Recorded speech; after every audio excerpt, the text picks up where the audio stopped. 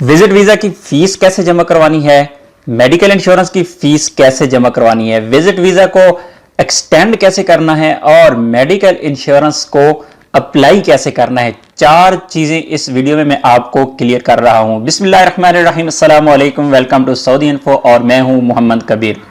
जब भी आपको वीजा एक्सटेंड करना होता है आपको दौड़ लगानी पड़ती है, कभी यूट्यूब पर और कभी गूगल पर, तो आपको मिलती है सिर्फ एक वीडियो जिसमें आपको सारी चीजें मिल जाएंगी।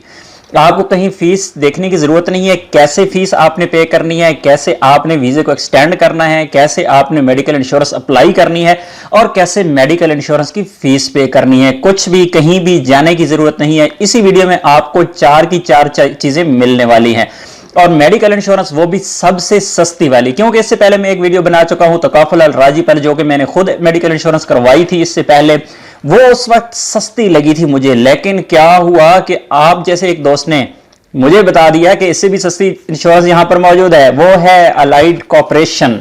तो हां, आज होगी अलाइड कॉर्पोरेशन जो सबसे सस्ती इंश्योरेंस है और इस वीडियो में आपको पूरी डिटेल मिलने वाली है। शुरू से लेकर एंड तक वीडियो को देखिएगा। इस वक्त मैं आ चुका हूं कंप्यूटर की स्क्रीन पर। कंप्यूटर की स्क्रीन पर जिस तरह के आप देख रहे हैं कि यहाँ पे मैंने गूगल में लिख दिया allied cooperative insurance visit visa. आपने सिंपल गूगल में टाइप कर देना है, नहीं तो आप डिस्क्रिप्शन में चले जाएं, वहां पर इस वेबसाइट के लिंक मौजूद है, वहां से भी आप ओपन कर सकते हैं, जिस तरह www.acig.com.sa। यहाँ पर मैं आपको बताता चलूं कि जिस वीजा की, जिस पासपोर्ट की अभी मैं इंश्योरेंस करने जा रहा हूँ, इस पर पहले मैंने इंश्योरेंस की है तकाफुल अल राजी की। तकाफुल अल राजी ने मुझे दे दिया 147 रियाल में। याद रहे कि इंश्योरेंस एज वाइज होती है, बच्चों की इंश्योरेंस की फीस कम होती है, थोड़े बड़ी उम्र की उनकी ज्यादा होती है और बुजुर्गों की फीस ज्यादा होती है। तो मैंने एक बुजुर्ग अम्मा जी हैं उनकी इंश्योरेंस की, तकाफुल अल राजी ने मुझे वही इंश्योरेंस दे दी 147 रियाल में।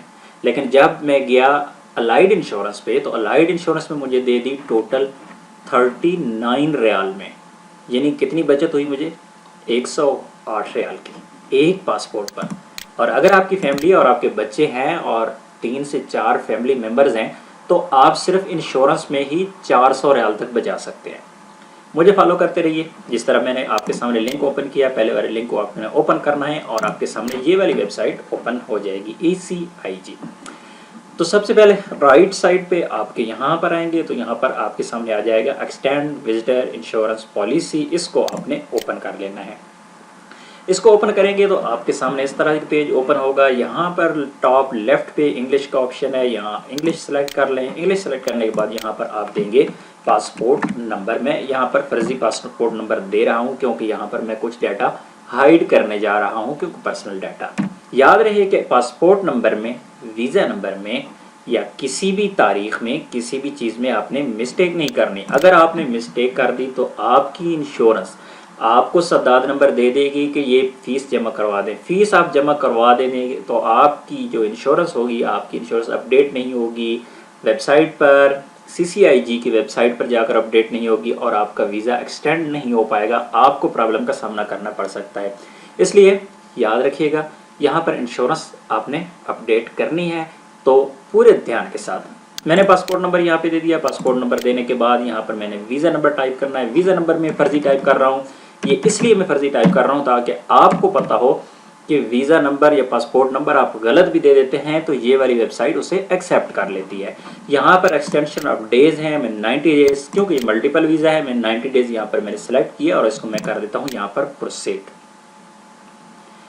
यहाँ पर मैं प्रोसीड किया तो मैं यहाँ पर आ गया हूँ इस पेज पर और यहाँ पर मैंने एंटर करनी है सारी की सारी मालूमात जो कि आपके साथ में एक एक करके शेयर करने वाला हूँ।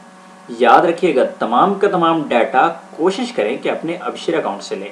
Visa number, border number, date of validity, visa की एक्सपायरी डेट, सब का सब डाटा आपने लेना है आपके अबशिर अकाउंट से। यहाँ पर पॉलिसी नंबर आपने कुछ भी सिलेक्ट नहीं करना। यहाँ पे आप आ जाएंगे इंश्योरेंस ड्यूरेशन पे, यहाँ पर आपने 90 डेज सेलेक्ट करना है।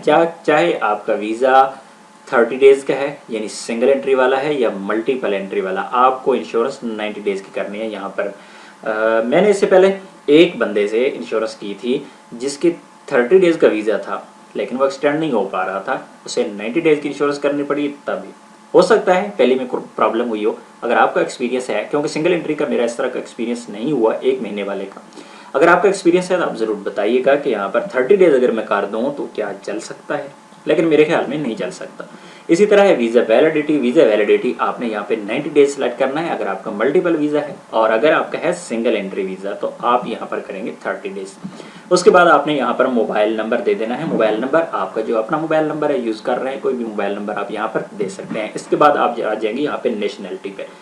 नेशनलिटी में आपने अपनी नेशनलिटी सेलेक्ट करनी है। उसके बाद आपके पास एड्रेस है, एड्रेस शॉर्ट सब कोई भी आप दे सकते हैं, कोई प्रॉब्लम नहीं है। आप जहाँ पर रह रहे हैं वहाँ का, आपके ऑफिस का, हेड ऑफिस का, कहीं का भी आप एड्रेस यहाँ पर ऐड कर सकते हैं। उसके बाद आपका सिटी है, जो मेन सिटी है आपका रियाद, जद्दा, दुबाम, मक्का, मदीना, तबूक, कोई भी शहर है यहाँ पर आप सेलेक्ट कर सकते हैं।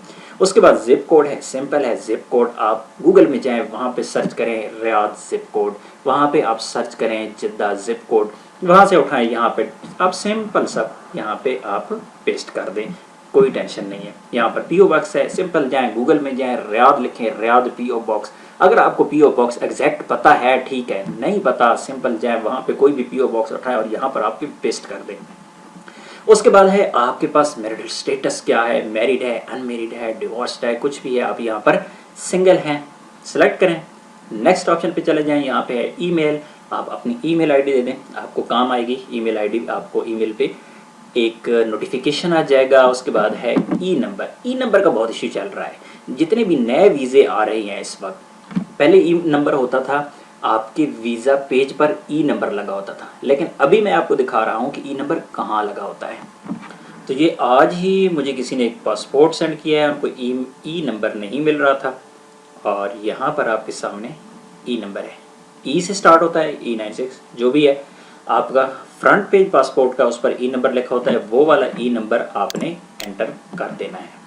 उसके बाद आपने यहाँ पे सेलेक्ट कर देना है वीज़ा टाइप। अगर आपके वीज़ा टाइप है मल्टीपल वीज़ा तो आप मल्टीपल यहाँ पे सेलेक्ट करें, अगर सिंगल एंट्री है तो सिंगल एंट्री सेलेक्ट कर दें।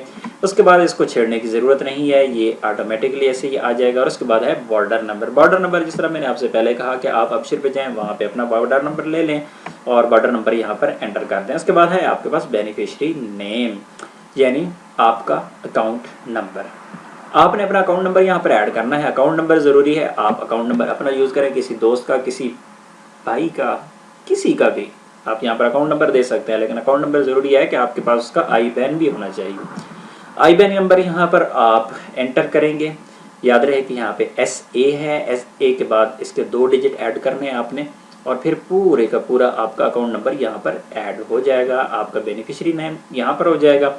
उसके बाद यहाँ पर बैंक सेलेक्ट करेंगे। अगर आप यहाँ पर अकाउंट नंबर अपना दे देते हैं और उसके बाद बैंक यहाँ पर ऑटोमेटिक भी आ जाएगा, नहीं तो आप बैंक सेलेक्ट कर दें आपके कौन से बैंक का अकाउंट है। याद रहे कि ये ज़रूरी है, इसके बगैर आपके इंश्योरेंस नहीं होगी। इसके बाद नीचे आ जाएंगे जी, इसी पेज पर ऐड मेंबर है, किसका नाम है, विजिटर है, जिसका वीज़ा है, जिसको एक्सटेंड आप करना चाह रहे हैं, अबशिर पे जाएँ, उसके नाम को कॉपी करें, यहाँ पर पेस्ट कर दें। उसके बाद डेट ऑफ बर्थ क्या है। डेट ऑफ बर्थ जिस तरह आप यहाँ पर देख रही हैं काफ़ी एज की है, और एज की वजह से इंश्योरेंस हमेशा महंगी पड़ती है, लेकिन यहाँ पर इंश्योरेंस आपको सस्ती पड़ जाएगी बनिस्बत दूसरी कंपनियों के।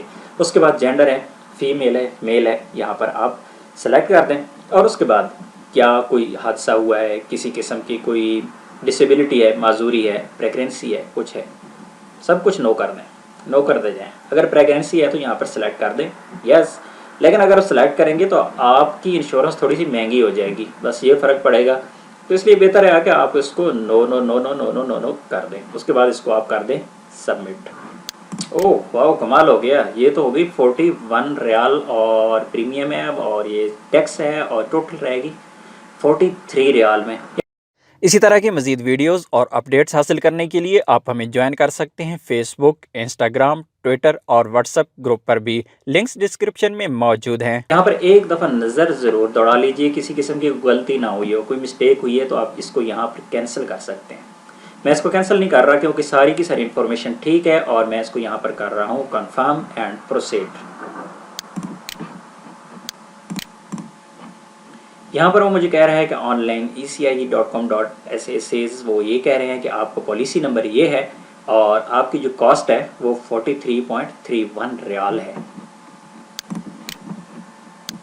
जो ही मैंने ओके किया तो ये नेक्स्ट पेज पे आ गया। इसने मुझे यहाँ पर शो करवा दिया कि 43.31 रियाल है आपकी फ़ीस है और आप पे कर सकेंगे इसको सद्दाद के ज़रिए। तो मैं यहाँ पर इसको पे कर देता हूँ। तो अगर आपके पास बैंक अकाउंट है और आप सद्दाद यूज़ करते हैं तो आपको आइडिया तो हो गया होगा यहाँ पर कि आपकी फ़ीस शो हो रही है। फिर आपके जो कार्ड का नंबर है, कार्ड नंबर यहाँ पे शो करवा रहा है। आपने अपना कार्ड नंबर एंटर करना है, कार्ड की एक्सपायरी डेट शो करनी है और CVV कोड यहाँ पे शो करना है और उसके बाद कार्ड होल्डर का नेम जिसका अकाउंट है और उसके बाद हम करेंगे इसको पे। क्योंकि यहाँ पर मैं आपको कुछ नहीं शो करवा सकता, पर्सनल डाटा है, शो नहीं करवा सकता। आपने एंट्री करनी है और उसके बाद इसको पे पर क्लिक कर देना है। तो यहाँ पर पूरे का पूरा डाटा शो हो गया है कि मुझे 43.31 रियाल है। उसके बाद यहाँ पर जो वन टाइम पासवर्ड मेरे जो मोबाइल पे कोड आया है 4 हिस्सों का, उसको मैंने यहाँ पे एंटर किया और उसके बाद इसको क्लिक कर दिया please accept the terms and conditions और उसको मैंने कर दिया submit the request. Oh wow, ये तो हो गया। अल सद्दाद रकम अलबोसा और अल इसम है और 43 रियाल है और तारीख़ सद्दाद ये है, रकम सद्दाद ये है, हालत सद्दाद, साल तंजील, सब कुछ हो गया। ओके हो गया, हो गई इंश्योरेंस सक्सेसफुल। ट्रांजैक्शन नंबर ये है, सक्सेसफुल हो गई है। अभी देखना ये है कि ये अपडेट कब होता है। चलें, जब तक अपडेट होता है तब तक हम चलते हैं वीज़ा की फ़ीस जमा करवाने के लिए। अभी हम जाते हैं वीज़ा फ़ीस जमा करवाने के लिए। वीज़ा फ़ीस जमा करवाने के बाद हम एक दफ़ा अबशर पे जाएंगे, चेक करेंगे क्या सूरत हाल है। तो चलते हैं अपने ऑनलाइन अकाउंट पर। तो इस वक्त हम आ चुके हैं अल राजी बैंक की वेबसाइट पर। अल राजी बैंक मैंने यहाँ पे वेबसाइट पर साइन इन कर लिया है और हम यहाँ पर जाएंगे सीधा जनाब पेमेंट्स में। पेमेंट्स में जाने के बाद हम जाएंगे यहाँ पर सद्दाद पर। सद्दाद को हम क्लिक करेंगे तो उसके बाद हम चले जाएंगे नेक्स्ट स्टेप पर। नेक्स्ट स्टेप हमारे पास है MOI पेमेंट्स। MOI पेमेंट्स को हम क्लिक करेंगे। नेक्स्ट स्टेप है एक्सपेट्रिएट सर्विस। एक्सपेट्रिएट सर्विस हमने ओपन कर लिया यहाँ पे। उसके बाद यहाँ पर हम टाइप सेलेक्ट करेंगे, ट्रांजैक्शन टाइप रिफंड है या पेमेंट है, हम पेमेंट को सेलेक्ट कर लेंगे। एप्लीकेशन टाइप को यहाँ पर सेलेक्ट करेंगे और पहला ही ऑप्शन है हमारे पास एक्सटेंड विजिटर वीज़ा का। उसके बाद नीचे आ जाएंगे, नीचे बॉर्डर नंबर है, हम नीचे जाके यहाँ पर बॉर्डर नंबर टाइप करेंगे। आपके पास कोई भी अकाउंट है, आप अपने अकाउंट में जाके ये फ़ीस जमा करवा सकते हैं। तो यहाँ पर हम बॉर्डर नंबर करने वाले हैं टाइप। बॉर्डर नंबर आपने अबशर के अकाउंट से लेना है। अबशर से अकाउंट से लेने के बाद यहाँ पर आपने इसको एंटर कर देना है। एंटर करेंगे, उसके बाद नीचे यहाँ पर प्रोसीड आ रहा है, मैं प्रोसीड पे चला गया। प्रोसीड को क्लिक किया तो यहाँ तमाम का तमाम डाटा शो हो गया, विजिटर का नाम भी शो हो गया और ID भी शो हो गई। तो यहाँ पर इसको मैंने कंफर्म कर दिया। वन टाइम पासवर्ड मेरे मोबाइल नंबर पे 4 हिस्सों का कोड आ गया जिसे मैंने यहाँ पर एंटर कर देना है और एंटर करने के बाद इसको कर देना है मैंने प्रोसीड। तो यहाँ पर कोड मैंने एंटर किया और प्रोसीड कर दिया। प्रोसीड किया तो यहाँ पर पेमेंट सक्सेसफुली कंप्लीट हो गई है। मेरी पेमेंट यहाँ पर जमा हो चुकी है। नेक्स्ट स्टेप पर चलते हैं। आइए देखते हैं तीसरे स्टेप पर। इंश्योरेंस भी हमने करवा ली और विजिट वीज़ा की फ़ीस भी जमा करवा ली और विजिट वीज़ा को एक्सटेंड भी करेंगे। अब हम विजिट वीज़ा को एक्सटेंड करेंगे। अबशर पे साइन इन हो चुके हैं। पहला ही ऑप्शन है, सामने आपके सर्विस आ जाएगा फैमिली मेम्बर के और सर्विस को ओपन किया। इसके बाद आपने एक्सटेंड विजिट वीज़ा को ओपन करना है। यहाँ पर क्लिक कर दिया। क्लिक करने के बाद नेक्स्ट स्टॉप प्रोसीड को क्लिक किया। यहाँ पर आपके सामने आ गया एक्सटेंड विजिट वीज़ा। जो भी आपको विजिट है उसके नाम के सामने, हर एक के सामने एक्सटेंड विजिट वीज़ा आता है। एक्सटेंड विजिट वीज़ा पे जो भी मैंने क्लिक किया पूरी की पूरी इन्फॉर्मेशन उसने यहाँ पर शो करवा दिया। कामा number, passport number, expiry date सब कुछ शो करवा दिया। एक दफ़ा देख लेना है, यहाँ पर इतना मसला नहीं होता क्योंकि ये डाटा ऑटोमेटिक लेता है, इसका मसला नहीं है। तो उसके बाद आपने इस पेज के नीचे जाना है और यहाँ पर आपने इसको कर देना है confirm and extend visit visa. Confirm extend visit visa को क्लिक किया तो यहाँ पर आ गया जी सक्सेसफुली एक्सटेंडेड, यानी वीज़ा एक्सटेंड हो चुका है। तो चलिए आज की वीडियो यहाँ पर इख्तिताम करते हैं। अल्लाह हाफिज़, बाय बाय।